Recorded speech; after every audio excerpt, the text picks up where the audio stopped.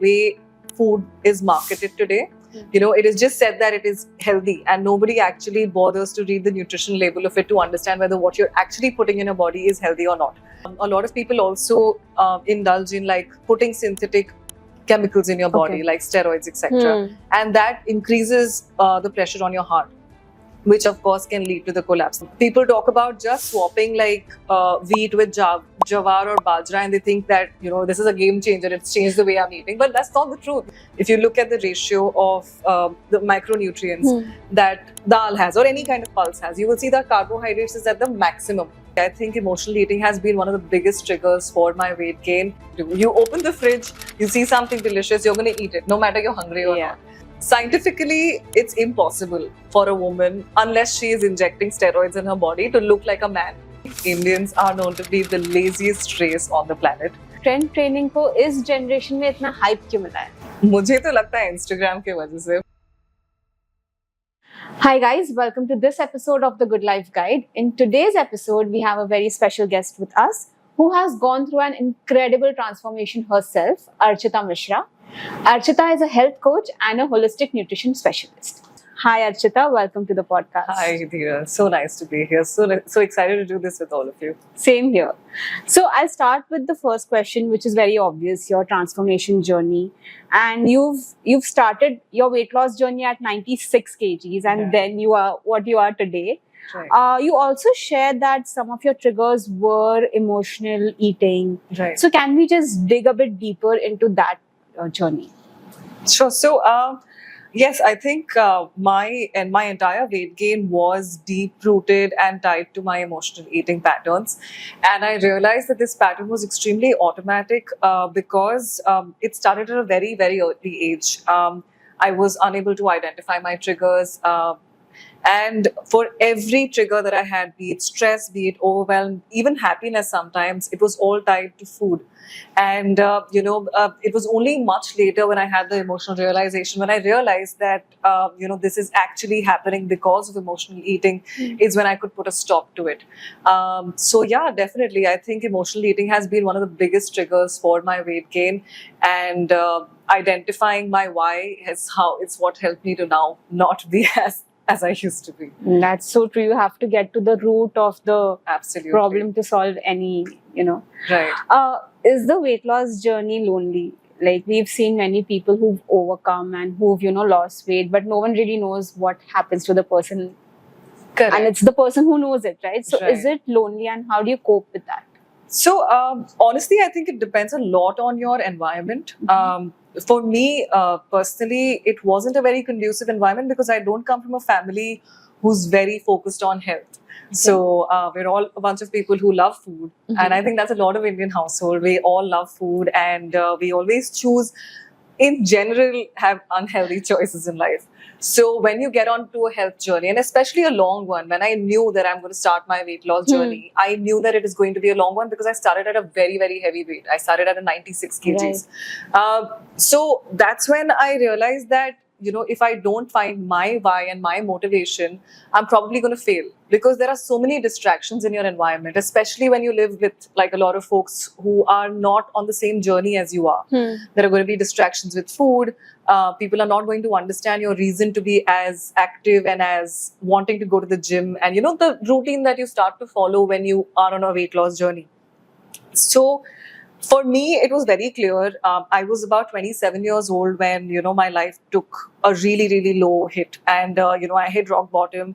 And that's when I couldn't climb a flight of stairs without getting completely breathless, or because I had PCOS, which is a condition, a lot of women today suffer with. What happens with that is you either bleed for like days together or, you don't get periods for months. But in either case, it's a very damaging hormonal condition because it affects right from your brain to every aspect of your body. And that's what I had. So my core focus and aim was to change that about myself and to undo the damage that I had done to my body in so many years of not understanding what good health felt like. So I was very clear that I had to just wear blinders and be focused on my journey and nothing else mattered. But you're right. I mean, the journey can be extremely lonely.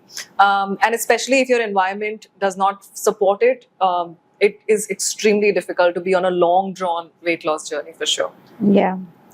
For someone who struggles with emotional eating like you did, what are some practical steps that they can take to regain control? Right. Something you wish someone had told you when you were beginning the journey. Right. So I think I'll just tie one point back from the previous question to this. One is, I think awareness is very, very important. A lot of us do it without having the awareness that we are actually emotionally eating, maybe out of stress, sometimes out of boredom also. I think a lot of times because of boredom, people just do not realize that it's not actual hunger that you are, which is why you're reaching out for food. It is just that you're reaching out for food because you have nothing else to do. You open the fridge, you see something delicious, you're going to eat it, no matter you're hungry or not. So I think it's very important to understand, number one, that be aware of why you're doing what you're doing. And I think this ties to every aspect of your life also. Number two, I think would be to identify your triggers, right? Sometimes it's stress. So go for a walk, talk to a friend, distract yourself. So my practical tips or advice for anybody who's trying to cope with cravings are 3 Ds that I follow. Number one is to drink water. Immediately as you get that sense that I'm craving a bowl of ice cream or something savory fried, I'm going to reach out for a glass of water. It's probably just thirst. I wait that out. Second would be to delay it. Don't immediately give in to your craving. If you have a craving, just wait for 10 minutes and check in with yourself again. If you still have that craving, then probably wait a little bit longer and see how that goes. And then the third one would be to distract yourself. Sometimes it may be boredom or stress that is causing you to feel a certain way or crave food. Talk to a friend, go for a walk, or divert yourself with a little bit of music or anything else that you like, activity-wise, and that really helps as well. That's so true, because many of the times when we are watching something delicious being made on TV, and we want to eat that, so that is a type of, it's not real hunger, right? Absolutely. It's just something that you're seeing, and it's a craving that you want there and there. So this brings me to my next question. In my opinion, food is a double-edged sword, right? It can either be, it's a boon that nourishes our body and everything, and it's a curse also if you can't handle your cravings the right way. The problem is, like you said, people do not know that there are healthy choices that they can make for the cravings as well. How does one manage the cravings of comfort food like sweets or fried, like you said, ice creams or fried food, and make it something healthy? Okay. So again, I'll tie this back to my own experience. I think one of the biggest things, like you said, right, there is a lot of misinformation out there today, especially about what's healthy and what isn't healthy. So us as Indians, I don't want to talk about Indians in general, but I think us as people, as a population, general population, we don't know what the right choice to make is. And I would also say it is largely because of the way food is marketed today. It is just said that it is healthy, and nobody actually bothers to read the nutrition label of it to understand whether what you're actually putting in your body is healthy or not. And that's where a lot of misses happen. People talk about just swapping like wheat with jawar or bajra, and they think that this is a game changer, it's changed the way I'm eating, but that's not the truth. You're just changing one carb source with another. It's not like you're suddenly eating more protein. And I think similar to that, a lot of misinformation today just puts people on the back seat because they don't end up reading about it or understanding what is the right choice to make. So I would say, just as a practical tip to give here would be, one, to read and to understand if you're actually serious about your health, read what is actually good for your body, and that promotes long-term health, number one. Number two is to meal prep. I think this has been a game changer for me.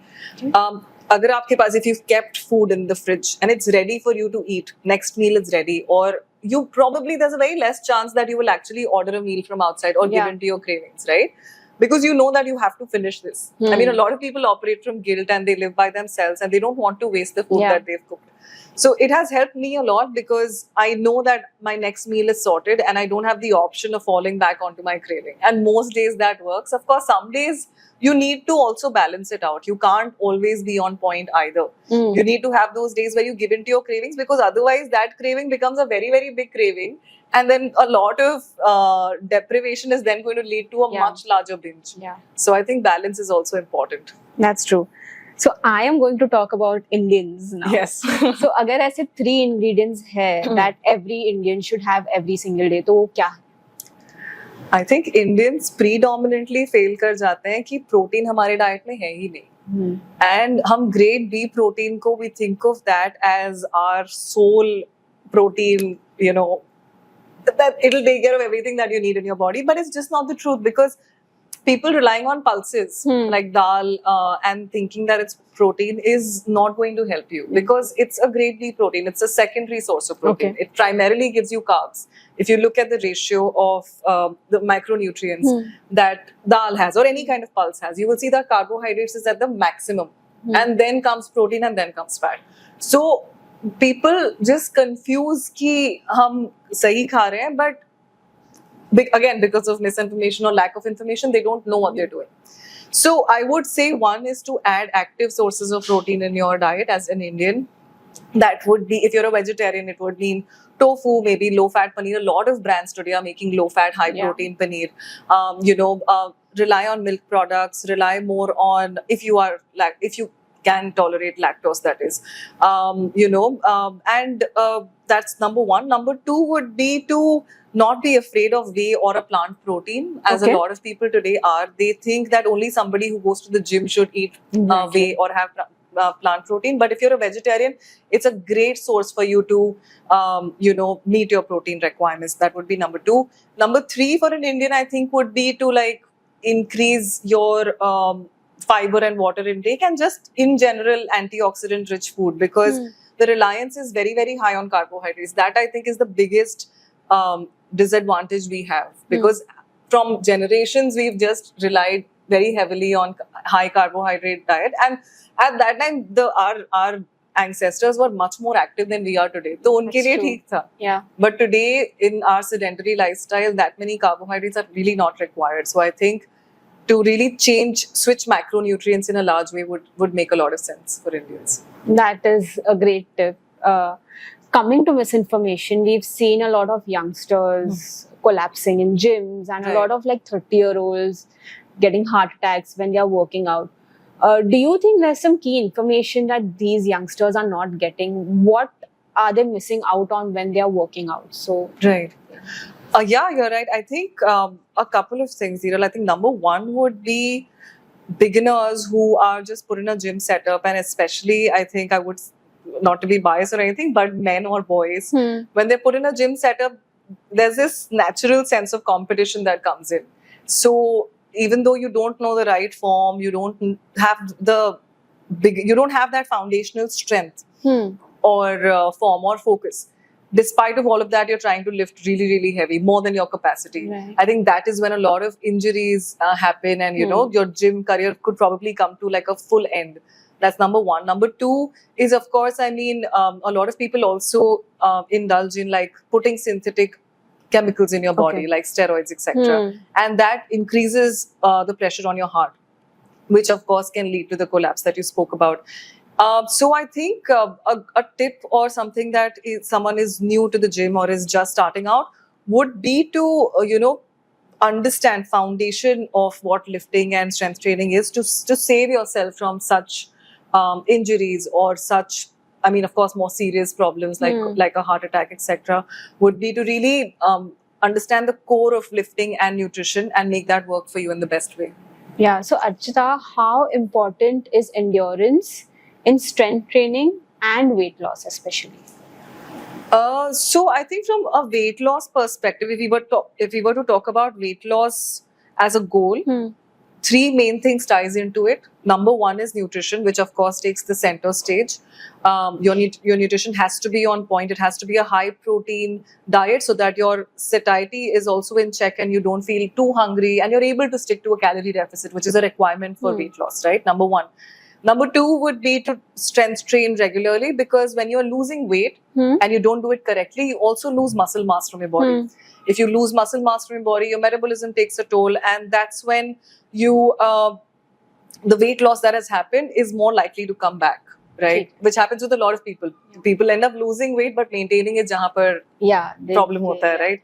So I think that's number two. Number three is endurance. So just to tie your question down back together, I think it would be a mix of strength and endurance, so that not only are you burning a lot of calories, building your stamina and endurance, but you're also building lean muscle mass, which helps you get that toned look that everybody chases today, right? You want to look toned in a certain way. So I think that is what a mix of the two is very important, and the mix is very individual. हो सकता है किसी को strength training ज़्यादा पसंद हो, जो वो सिर्फ 2 दिन endurance करेगा. Somebody who prefers running, etc., running, boxing more than strength training, then they can do 3 days of running and boxing, and maybe 2 days of strength training. So it's a very personal choice, I believe, but both are equally important for weight loss. And you need someone to guide you for that. Of course. You obviously need to have, in the beginning, you need that one person जो आपको बताएगा कि भाई तुम्हें अगर ये goal है तो you have to do this. Correct. Absolutely. Yeah, that's so important, and people usually miss out on that point, right? Right. Strength training को इस generation में इतना hype क्यों मिला है? मुझे तो लगता है Instagram के वजह से, because everybody is out there lifting, putting selfies, like especially celebrities. I mean, a lot of India and otherwise also, we are so influenced by them. They are influencers for a reason, right? That's true. I mean, celebrities and influencers. I think that caused it, but I think it's super positive because now at least the focus has come to building muscles, and also the realization that it's not just for bodybuilders or sportsmen or people who are in the showbiz. It's for everybody, because it's not just because of the way you look. It increases your longevity. It increases your bone health improves, your joint health improves, your overall appearance and your lifespan improves. So it is an incredible journey to be on weightlifting. Women, especially girls, they feel that if they start strength training, they'll become a lot bulkier, and that's not their ideal way of how they want to look, right? So what do you say to that? Wo myth, how do we, So I'll say scientific. Okay. Scientifically, it's impossible for a woman, unless she is injecting steroids in her body, to look like a man, because muscles are built because of the testosterone in your body. And us as women do not have the amount of testosterone that men do. I wish I could lift as heavy as a man does in first 2-3 months of lifting, because they have so much testosterone कि उनका strength उतना exponentially बढ़ता है. But in our case, that's not true. So for us, the journey is always going to be slightly slower, and despite of how amazing and on point your nutrition is and how heavy you lift, you can lift 100 kgs in squats if you want to, but you will still never build a body like a man. It's just practically impossible. Great. So any girl who wants to start strength training, this is your absolutely. This is your sign to do it. Start today. So that's what my next question is. At what age should everyone start their strength training, and how should beginners avoid injuries that are very common? Right. So I think strength, there is no age to start, honestly. I mean, there is again a huge myth कि अगर आप strength training करते हो तो आपकी height रुक जाती है. ये एक myth था, बहुत पहले से मैंने सुना है. But again, there is no truth in this. There's a lot of study that says there's absolutely no truth. If you look at the internet and research today, there are women who are like, and kids, 9-year-old, 10-year-old kids who are lifting, CrossFit कर रहे हैं, strength training. It's so amazing to see. And yeah, that is the age when you can start and build great foundational strength. And again, I think if you're speaking about age, after 30, it's extremely important that you do. मतलब अब तो ये compulsory बन जाना चाहिए कि anyone who's hit 30 and above should train to live a better life, because once we hit 30, the muscle mass in your body starts to reduce gradually अगर आप उसको use नहीं करते हो तो. And the only way that you can use your muscle mass is by giving it resistance. And how do you give it resistance? By strength training or weight training. So when you do that, that's when it becomes an extremely important part of your life. And yeah, it increases, like I said, increases longevity, increases muscle mass, improves bone and joint health, which I think helps you live a better life. Yeah, that's so true. Coming to spinal health, bad posture is so common, and one of the most common reasons is our sedentary lifestyle, and it's been spoken about again and again. So as a health coach, what is your one tip or one key exercise that someone can do to at least like save their posture? I mean, at the risk of sounding like a broken record, but I will go back to the fact that you need to strength train to have a good posture also. Okay. I mean, I will give my own example. I had a terrible posture. I'm 5'11", 5'10" and a Mhm. half, 5'11". So I used to stoop so much that I probably looked like I was 10 or 15 years older than my actual age Oh. because of bad posture, you know. I mean, if you have bad posture, your entire personality is taken away from you. Yeah. But when I started to lift and I lost a bunch of weight, my body got stronger, my back got stronger, my posture automatically got better. There are many factors that play into having a strong back or a strong posture, and one of the biggest factors there is your core. Okay. If you have a strong core, if you have like a strong stomach, strong stomach muscles will ensure that your back stays straight. And for that, you need to strengthen your core. One of the best exercises to strengthen your core and the easiest that everybody can do is a plank. So practice a plank, do it every single day. Probably just hold like 1 minute plank every single day. Even that is good enough to start. But yeah, in general, strength training will automatically help improve your posture by a lot. Oh, that's great. So, talking about spinal health, does food really impact your spinal health? And what is that one food that is great for the back? Food, I think yes, because it all ties down to food at the end of the Yeah. day. If you're eating poorly, you're gaining weight, you're putting on a lot of visceral fat, your body is not going to be able to support yourself as well as it would if you were a healthy individual, right? So I think weight gain and excessive weight gain in any capacity is going to impact your spine health. So one tip would definitely be to stay in an ideal weight range so that your body and your joint and your bones are not taking as much pressure as they would take otherwise. Number two would be to eat anti-inflammatory foods. So like including berries, including turmeric, making sure that your foods are high in vitamin C. These are factors that help you enhance your diet in general for spine health and otherwise, and that helps you stay healthy in general. That's great.